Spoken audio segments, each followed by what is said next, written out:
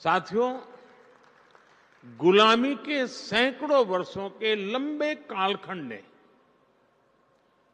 भारत का एक नुकसान ये भी किया कि हमारी लिखित अलिखित बहुत सारी धरोहर नष्ट कर दी गई।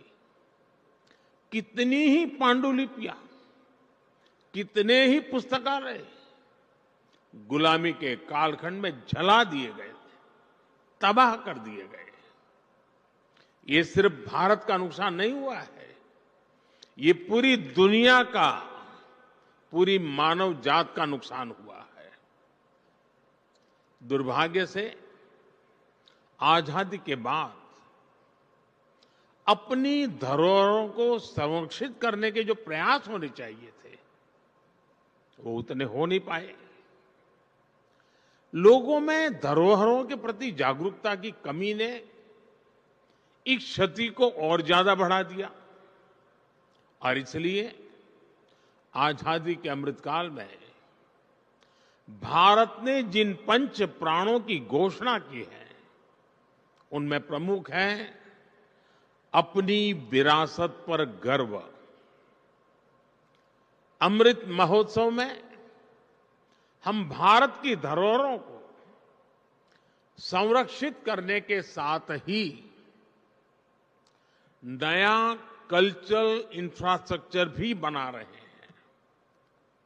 देश के इन प्रयासों में स्वतंत्रता संग्राम का इतिहास भी है और हजारों वर्षों की सांस्कृतिक विरासत भी है। मुझे बताया गया है कि आपने इस आयोजन में लोकल और रूरल म्यूजियम पर विशेष महत्व दिया है। भारत सरकार भी लोकल और रूरल म्यूजियम को संरक्षित करने के लिए एक विशेष अभियान चला रही है। हमारे हर राज्य, हर क्षेत्र और हर समाज के इतिहास को संरक्षित करने के प्रयास किए जा रहे हैं। हम स्वाधीनता संग्राम में अपनी ट्राइबल कम्युनिटी के योगदान को अमर बनाने के लिए 10 विशेष म्यूजियम्स भी बना रहे हैं। मैं समझता हूं कि पूरे विश्व में एक ऐसी अनूठी पहल है जिसमें ट्राइबल डायवर्सिटी की इतनी व्यापक झलक दिखने वाली है। नमक सत्याग्रह के दौरान महात्मा गांधी जिस पथ पर चले थे, उस दांडी पथ को भी संरक्षित किया गया है। जिस स्थान पर गांधी जी ने नमक कानून तोड़ा था, वहां आज एक भव्य मेमोरियल बना हुआ है। आज देश और दुनिया से लोग दांडी कुटीर देखने गांधीनगर आते हैं। हमारे संविधान के मुख्य शिल्पी बाबा साहब आंबेडकर का जहां महापरिनिर्वाण हुआ, वो स्थान दशकों से बदहाल था। हमारी सरकार ने इस स्थान को दिल्ली में 5 अलीपुर रोड को नेशनल मेमोरियल में परिवर्तित किया है। बाबा साहब के जीवन से जुड़े पंचतीर्थ, महू में जहां उनका जन्म हुआ, लंदन में जहां वो रहे, नागपुर में जहां उन्होंने दीक्षा ली, मुंबई की चैत्य भूमि जहां उनकी समाधि है, ऐसे स्थानों का भी विकास किया जा रहा है।